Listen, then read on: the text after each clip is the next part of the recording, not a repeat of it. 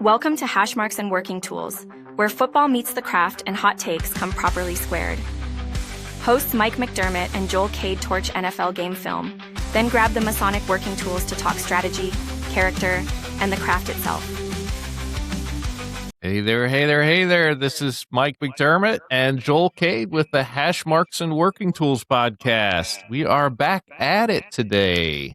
Good morning, Joel. How are you doing? I'm doing all right. How you doing, Mike? Doing great. Hey, you notice that the dark time of football tends to coincide with the dark time of our lodge? That's true.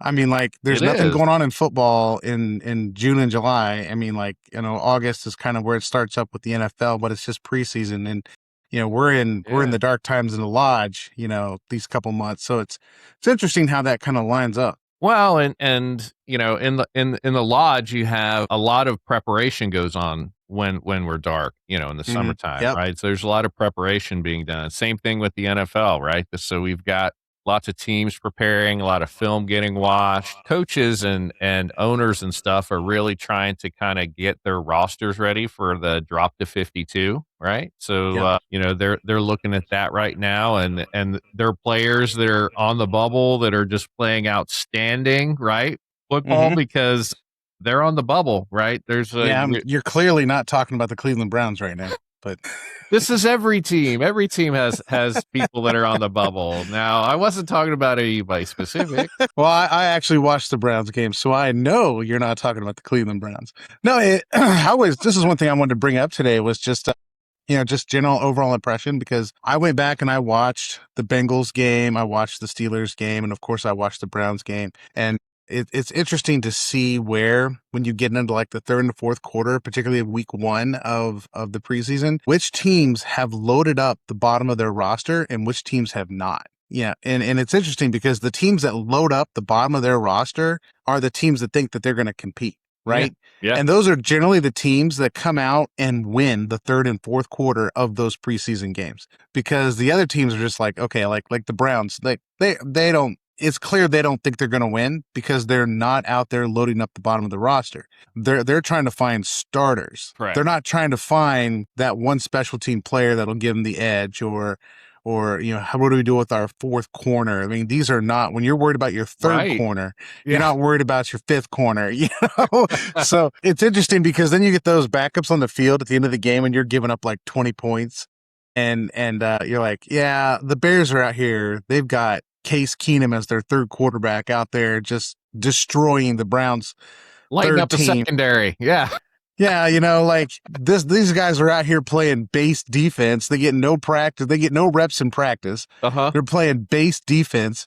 And you got Case Keenum out here, like just ripping them to shreds. And it's like, why am I watching this? Like, what value does this have to anybody right now?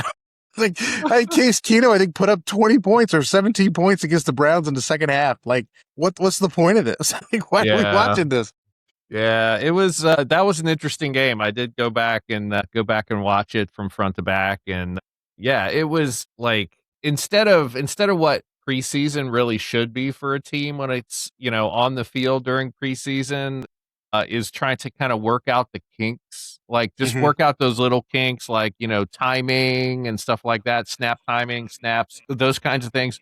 That's what the teams should be out there working on. And then, the Browns were clearly a few weeks behind that, I think. I mean, they're not to the point of working out kinks yet. Like, they have serious issues that are plaguing them right now. I think Deshaun Watson is going to be the starter just from watching that game. I don't see how you put Shedeur Sanders out there. I just don't. Watson was able to get the team into the huddle, out of the huddle, into the play, execute the play. Even if it was bad, poorly done, he at least got the team out and did it.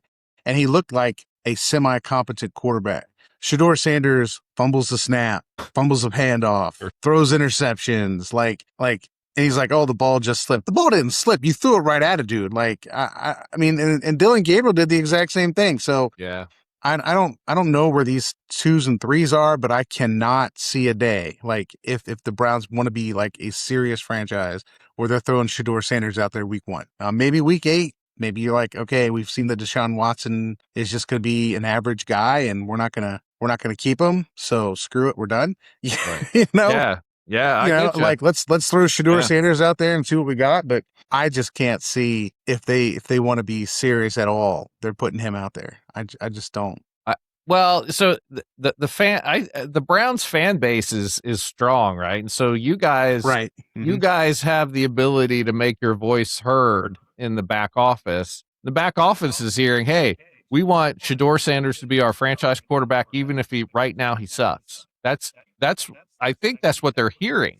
Like, and I think that's gonna keep Deshaun Watson off the field, and it's not going to assist your win loss. Well, what's the goal for the season? Like I literally sat down with my son, and he and I watch all these games together, right? And he looked at me, and it was like a scene out of that movie Major League. He's like, "Well, Dad, it's another season of Browns football. Are you ready for the depression and heartbreak that we're about to endure?" I'm like, "Yeah, it's going to be bad this year." I mean, they're building. Last year, they're building the defense, and the offense was 31st in the NFL. And right now, they've drafted some wide receivers, both of which look pretty good. You combine that with some of the draft picks they've had recently, and Jerry Jeudy, and Fannin at tight end. I mean, it might be a lot of good weapons, but if you have an offensive line that is garbage and a quarterback that's like, okay, whatever, you're not going anywhere. So that offensive line looked bad. I mean, the only one that looked decent was Spencer Fano playing left tackle, and he's a rookie, and he looked like a rookie, but he looked decent. Whoever they had out at right tackle and right guard, I mean, they might as well just cut them guys and just move on. Yeah. Tyvis Howard, I think the guy they got from Houston, he was just, my God, I don't want to see that guy on the field again. So, yeah, that was a revolving door. That was a revolving door. You guys were trying different players in that position, and nobody was doing anything. Like, they were just absolutely letting them through. So yeah, right tackle was awful. It was interesting. As I'm like critiquing tackles, I got to watch Jedrick Wills walk out there for the Bears, and I'm like, oh, this ought to be interesting. And Jedrick Wills, if you don't remember, was the 10th overall pick in like 5 or 6 years ago, the year right after we had Baker Mayfield, and was just awful, was lazy, had a bad attitude. He took last year off, supposedly had surgery to fix his knee or something. Yeah. And he looks just as bad as he did when he was with the Browns.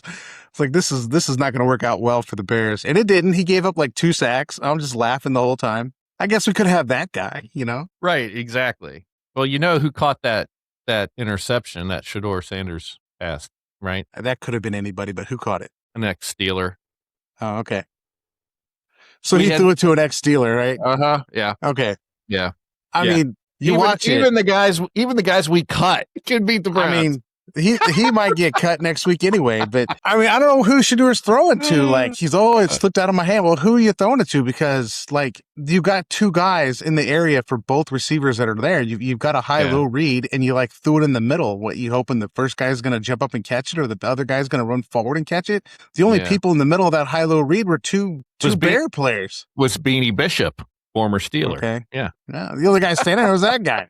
And I'm like, okay, he says it slipped. I got to watch this. I go back to that ball didn't slip out of his hand. He just threw a bad pass, Yeah, I watched it again and again because I had thought it got tipped because it was way too high. It was 15 feet above his receiver's, jump, right? Like, so there's no way he was. But he just threw it that bad. It was somebody should just ask him, like, who were you throwing it to? Because it was that overthrown. I mean, I don't know. I think this year, I can't see Shedeur Sanders being under center week 1. I mean, and if Browns fans are sad to hear that, just like, how much of a joke do you want to be to the NFL? We don't have a quarterback, period. Like, Deshaun Watson is what we got. And he'll probably get hurt. And then we'll be looking at Shedeur Sanders fumbling snaps. And one Browns reporter came out and just said, the offensive line can't understand Shedeur Sanders at the line of scrimmage. And I can see that. I mean, have you ever listened to this guy in a press conference? Yeah. And it's not that he's dumb. It's just his voice is like, he lacks like inflection and he lacks articulation. Yeah. It's like, if he talks like that on the field, I get it. I get it, people. I do. Like, yeah, the greatest quarterbacks that have ever played in the NFL have booming voices, very clear enunciation, right? So they can call a option play at the line, and everyone hears it, right? Because plays fall apart all the time, right? And a lot of it's because they can't understand what the quarterback just called, right? Right. And if you can't understand the guy, how are you going to call an audible? Yeah. It's an RPO, and I'm going to call an audible, and my right tackle didn't hear it, right? So what's going to happen? That play is going to fail, right? That play is going to fail. And what's sad about all this is I liked Shador Sanders coming out of college because he had some good accuracy downfield, which he showed. There are a couple of deep balls that he hit pretty well. But, like, it's just like the learning curve is way off for him right now. And I'm not sure if he just can't handle it or if, like, clearly he's being asked to do stuff he's never done before, and dad just needs to shut up and stop getting involved. So I don't know. On a different note on the Browns, I will say that I don't think a single defensive starter played, and the offense under Deshaun Watson looked like an actual NFL offense. So I'll give him that. Like, it actually looked like they were moving. But it was interesting. All these rumors was Zadarius Smith possibly signing with the Browns. I think that's an interesting piece there because Zadarius Smith, Jadeveon Clowney, and anybody else they brought in to play defensive end all had the same exact problem in Cleveland. They were angry, frustrated when they left, and that exact problem was, can you guess? That problem was Myles Garrett. Because they got sick of him, because Myles Garrett was all about Myles Garrett getting sacks, getting this, getting that. Jared Verse, in one of his first press conferences as a Brown, like during training camp, like they were looking at Jadeveon Clowney, said it would be nice to have another veteran in that room because we're not all about sacks. We're not all about, how many hits can I get, what my stats are. We need to be a team. And it almost felt like he was like begging the front office to bring somebody else in because he can't basically manage the whole room by himself as a third-year player. Like, when you have deep ingrained like laziness and like selfish me kind of playing, like, it's not going to get solved in with one player. You need a whole total culture change in that defensive end room. So I like the idea of bringing in Zadarius Smith, but go ahead. Yeah, I like Verse. I do. I like him. I think he's going to bring the dimension that has been missing on your defense, and I think, if that culture on the defense, picks up on that, what he's putting down, you guys may be successful there, right? I can't speak to the offense. That's just going to be a mess day one because, if your quarterbacks haven't figured the stuff out yet, and, they're still, knocking rust off is usually what you do for game one, but you guys can't really. You need your game. You need to be successful early in the season. If you look at your schedule, right? You're going to have to be successful up front because it only gets harder down the road. So I think this is we'll be drafted high. What did so switching off the Browns for a second? You said you watched the Steelers game. How'd you like that first game against the Green Bay? So, you probably won't like my takes, but here we go. Like, I think you're running the same defense. So that was my first kind of thing. I want to see, like, what are they doing? So it looks like McCarthy kept the same defense. No, it's a little bit different. It looks like they're lining up exactly the same. And like, you got the two outside linebackers and the two defensive tackles, and you're kind of rushing to stand up, and you're running that kind of 3-4, 2-5 kind of thing you guys like to do. A lot of, first down blitzes. So it seemed to be like a lot of the same kind of stuff. So I don't know if it's like we're just installing our packages, but they look pretty good. Yeah. They look pretty good. So, obviously week one, nobody's like game planning. You're just out there running stuff, right? Yeah. So, I think they look pretty good that way. Offense, Mason Rudolph looked pretty good. But again, Mason Rudolph's been in the league for a while. He should be where he's at. Will Howard looked pretty decent. He also looked like a rookie at times. Like, he's, as soon as there's pressure, he's running out the back to the right, which is going to get him hurt. It's going to hurt the team. So he's got to learn to step up into the pocket and throw the football. So, he looked kind of like he was a third teamer, So, and that's okay.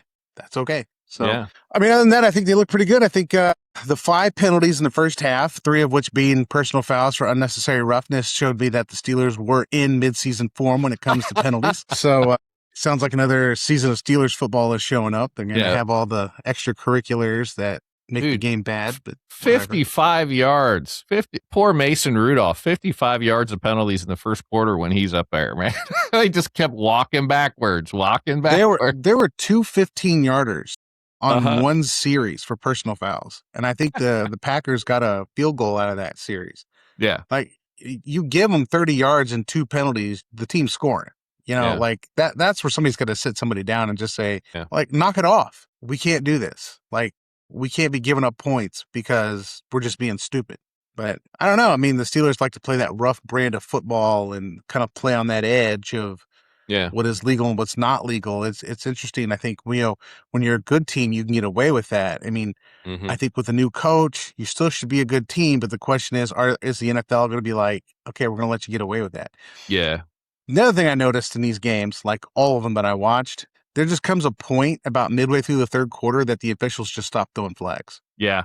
Yep. They're just like, whatever, who cares? That's true. Yeah. Yeah. They first quarter and second quarter during preseason, they're always throwing flags. It's just flag, right? They're just making sure they still remember how to do it, right? That kind And of you got to thing. train the players to know, yes, this is what you're getting called for. Yeah. Some of those holding calls on the Steelers were just ridiculous. Like it was just like, hand on left shoulder. Oh, that was holding. Woo! It was pretty bad. What'd you think of the performance of Drew Aller? I was quite impressed by his performance, his first outing. Honestly, I kind of watched it on the fast, the condensed game. So you got to like really pay attention. I mean, I didn't get to see, like, when you look at rookies, quarterbacks in particular, you want to watch the process. Is he getting the ball? Is he getting the play call in the huddle, out of the huddle, line up, getting the ball, executing the play? So I kind of got from the snap after, which he looked to be okay. I mean, like the thing with Drew Aller has never been his physical traits. So yes, he's a rookie. He's learning. He's still he's kind of slow in his decisions, which is okay. And you can do that against like the people who are bagging groceries next week. And you get a little bit higher competition. You're going to have to be a little bit more refined, but he didn't look lost and he didn't look like he had no idea what was going on, which, I've seen that this week in football. So he looked like he was there. They'd been coaching him, that he had an idea what was going on.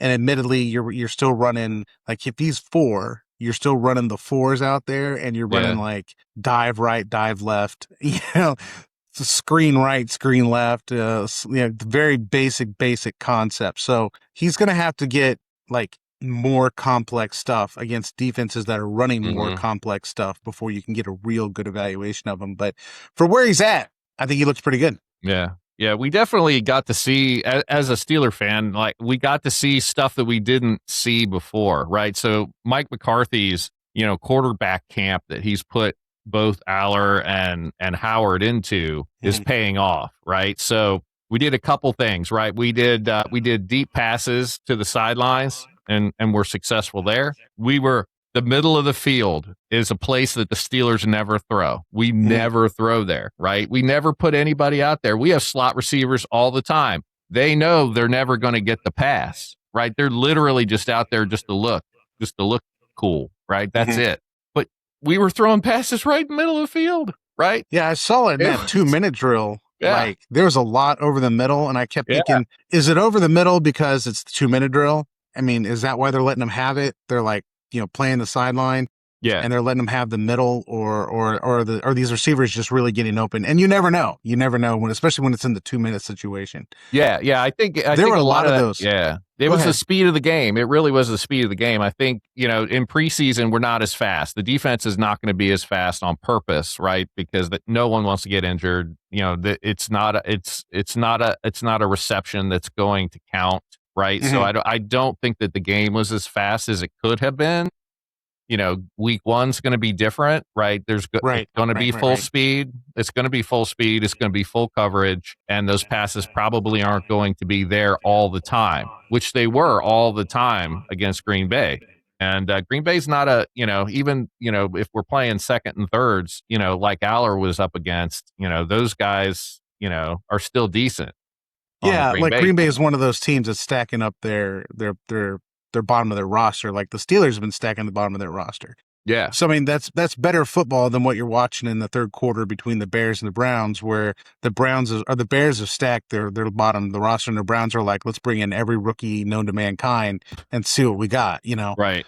But it's just two different places where the teams are at. So I mean, I think both Pittsburgh and Green Bay looked like well-coached, good football teams. I mean, some of it's just kind of we're doing a 2-minute drill, right? And the Packers were taking away the sidelines because clearly that was their focus. And the Steelers just throwing the ball over the middle and using timeouts. And I'm thinking they're not going to do this in the regular season. Like this isn't happening like this in the regular. Like you can throw the ball over the middle and like burn timeout after timeout after timeout, but they're not going to do that when like you're at the end of the half and you don't want to give the ball back. Case in point, the Bears were doing a 2-minute drill. Okay. And Todd Monken calls a timeout. And everybody's like, what the heck is Todd Monken doing calling the timeout in the middle of their 2-minute drill? And I look at my son, I'm like, he's just trying to get them to score so that he can get a 2-minute drill in at the end of the half. That's what he wants. So then you start watching the next 2 or 3 plays and the Browns are giving up 20 yards, 30 yards. I'm like laughing, like they're just trying to make the Bears score so we can get a 2-minute. Like that's what's happening. Like you're just like, okay, score because we want the 2-minute drill. It wasn't even a matter of like, we want to stop your team or what your scheme is. We're just trying to get you to score when the Bears are like, we're going to do the 2-minute drill, run out the half and kick a field goal. Thing, and we're trying to like entice them to score so we can run out the clock and kick a field goal at the end of half. It's just bizarre football in week 1 and stupid stuff gets done. And you're like, if this was an actual game, I would never see anything like that. And Todd Monken actually addressed this. Somebody said, why'd you call that timeout? He's like, we're trying to get a 2-minute drill in. Like, I understand they're running their 2-minute drill, but we want our 2-minute drill. So if we could force the action, we can get a 2-minute drill out of it. He's like, it didn't work out for us, but we were trying, you know, but good on him, right? That's why teams have joint practices, because you can't script an end of the half 2-minute drill into a preseason game, but you can in a joint practice. Yeah, that happened at the end of the Howard 2-minute drill, right? So there he was just going down the field, doing the 2-minute drill, got within the red zone, and instead of just allowing the clock to run down, the Green Bay coach called a timeout and that added 10 seconds back onto the clock so the Steelers could finish their 2-minute drill, right? You'll never see that during regular season, right? Where Green Bay's like, yeah, I'll let Mike finish this. Let's let him finish it. What he's doing. Let's let him do it, you know? Yeah, because Green Bay wants their defense to run their 2-minute drill as well. I mean, exactly. You want your defense to run it. And so, you know, all these coaches are out here trying to like manipulate the game to get the scenarios they want that they would never do in a real game. Like, it's kind of comical if you know what you're looking at, and it's kind of fun to watch. You're like, why is he doing that? Oh yeah, he wants another 2-minute drill. Like, it's all about the coaching. It's all about the exactly. Yeah, and I've had to really just kind of just settle myself in, you know, during preseason, because we saw this back when Kenny Pickett was running 2-minute drills, and they gave him in preseason, he had a QBR rating of 150 something, and Drew Aller also had 158 was his QBR at the end of the game. So I'm like, hey guys, Drew's good. You know, he did get a high QBR, but we had Kenny Pickett there too during preseason, right? So like preseason, you can't judge a book by preseason at all. Right. So, you know, it's a totally different game. The coaches are coaching differently. They haven't installed their entire offense yet. They haven't installed their entire defense yet. Right. So they're still working kinks out, and that's not where you go and you grade your quarterbacks. Hopefully the Steelers figure out what to do with their quarterbacks, because that's a situation it's just. I mean, you got Aaron Rodgers, so there's not much to do with that situation. And then you've got Mason Rudolph. The only, to me, the question of the Pittsburgh quarterback room is, do you keep Mason Rudolph, or is Will Howard good enough to come in and like go 500 while Aaron Rodgers is hurt? Like, I could see you keeping Mason Rudolph if you're like, okay, well, we're just going to kind of go for it, and we need an experienced backup in case something happens, and Mason Rudolph can lead us. And he can. He's proven he can be a 500 quarterback. So, and that's all you really want out of your backup is a 500 situation. And then it becomes a question, do you keep 3 or do you keep 4? And if you keep 3, who are you keeping? If you keep 4, who are you keeping? Honestly, I'd keep Aller over Will Howard. I think you have a better chance of putting Howard back on your practice squad than you do Drew Aller. It just depends on, it depends on what team's willing to take on the risk, because Aller, the physical things are there for Drew Aller. Drew Aller's situation has been his attitude and his mental, because he was running a very basic offense at Penn State, and you've got, you know, he's like basically was uninvited to the Manning camp because the Mannings, you know, we're not putting up with this garbage. And he was basically uninvited to the Manning camp. So, you know, when you demonstrate that kind of like headspace, it becomes difficult for people to take you seriously. And so Pittsburgh's going to have to, you know, rehab that part of his game.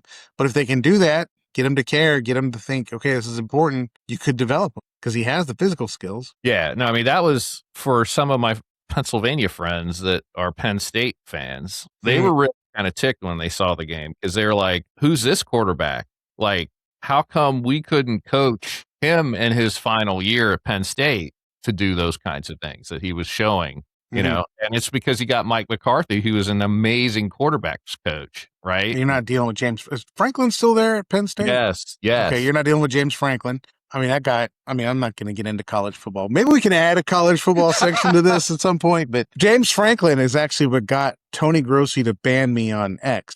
How did that happen? So the Browns were, changing coaches, and he's like, we should get James Franklin. He was in Vanderbilt at that time.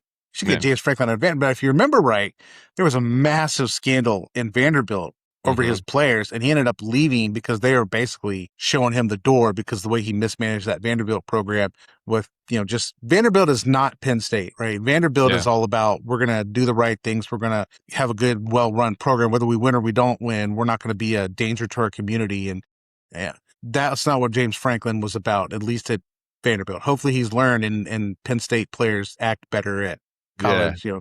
What's it called there? What's the name of the town?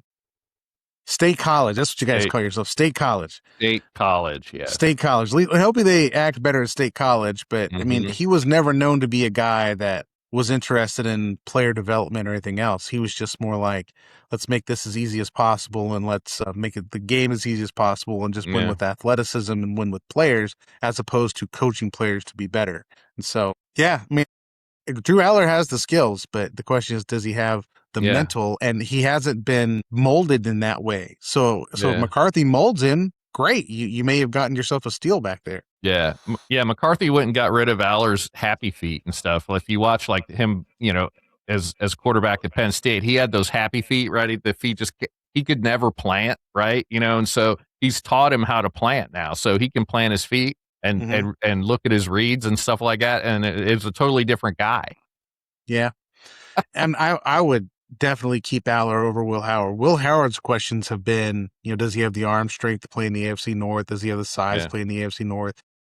These kind of questions. And you're not going to have those questions with Aller. I mean, we're talking about the Steelers' third string quarterback here, but that to me is a no-brainer. You just have to coach Aller up to be the point where he's as good as or even slightly worse than Howard, and you're willing to work with him because you think the upside is higher than Howard's, which is clearly there. So, I would definitely keep Aller. Yeah, the only upside on Howard, keeping him over Rudolph is just a statue in the backfield. He just he can't scramble anymore, right? I mean, it's like old Ben, right? He just stands back there and he'll get sacked, right? He will get sacked frequently in the backfield just because he just stands there. And, Howard's more mobile in that. And he doesn't mind, risking his body either. That he ran for yards in preseason. I also saw him get caught from behind by a defensive tackle, and that's never a good sign. Yeah. Yeah. So that's never a good. Now I'm talking about Will Howard, not Mason Rudolph, but right. Mason Rudolph's probably accepted, like, my value was throwing the ball in the pocket and just taking the sack. Like, and that's okay, because if you're taking the sack, you're not hurting your team in terms of, like, if the field isn't open and there's nothing there. Just try to run forward and get sacked and go to the next play. It's not worth it to run out and get hurt. And maybe he's just decided I'm not gonna be successful that way. And maybe he won't. So okay. Right. And that's okay. Knowing who you are is okay. But it's interesting because we had this conversation. My son and I were having this conversation because he was like, who do you think the Browns should draft? We're already talking next year's draft while we're watching the game because we know exactly what we're looking at. Who do you think the Browns are going to draft next year in the draft? Like, well, I think the first thing they're going to do is take a quarterback, and then they're going to start drafting interior offensive linemen because these guys suck. And he's like, well, who do you think they're going to take? They're going to take Arch Manning? I'm like, I don't know if they'll take. I mean, they probably will because that's who the owner will want if he's available when the Browns pick. But I was just telling him how the NFL is no longer the game that Peyton Manning or Tom Brady played, where you sit in the pocket and you pick apart a defense like a statue, and the defenses have become too complex. The game has changed. It's no longer the big burly linebacker stopping the run. I mean, you have linebackers that are just as fast as defensive backs, and you have defensive linemen who are just as fast as linebackers. And so the range of speed on defense is so much greater than it was when Tom Brady played or when Peyton Manning played. It's a different game. Like linebackers who you could throw into a window now can get in that window and take the pass. So what you need in a quarterback is someone who can see the play, watch it break down, and then take off and make something happen. I said, if you think about it, those are the people that really make things work in the NFL. You're talking about Patrick Mahomes, Matt Stafford to a degree, Lamar Jackson, the Josh people who can. Allen. Josh Allen was another one I brought up. Josh Allen's another perfect example of this. Big body guy, big arm, mobile. That's what you want in a quarterback. And the mobile part is to be there and run away from defenders to try to make something happen. So I'm like, yeah, they're not drafting a statue. It's not going to happen. No. Yeah.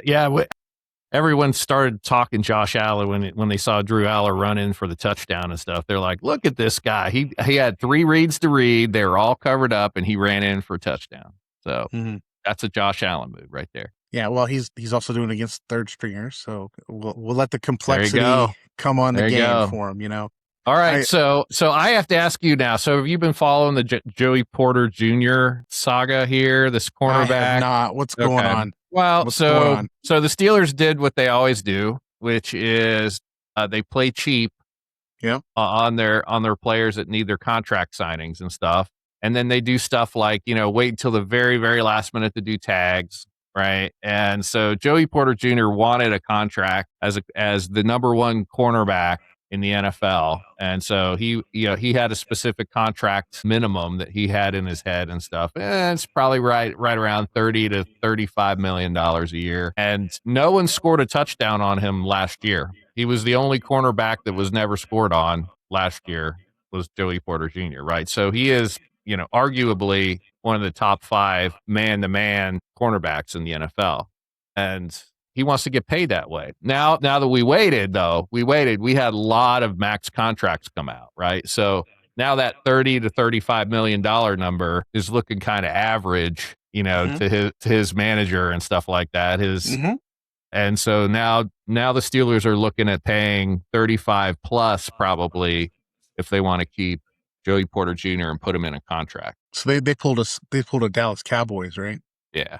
Let's not renegotiate Dak Prescott for 3 years down the road and pay 6 times as much as we would have had we just done it the first time. Exactly. Okay. And and they're doing this, just the back office. So they're gonna still wait till the end.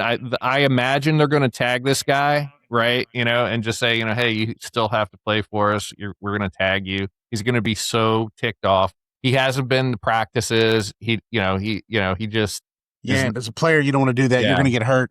Yeah, you're gonna screw yourself because you're gonna get hurt. Yep.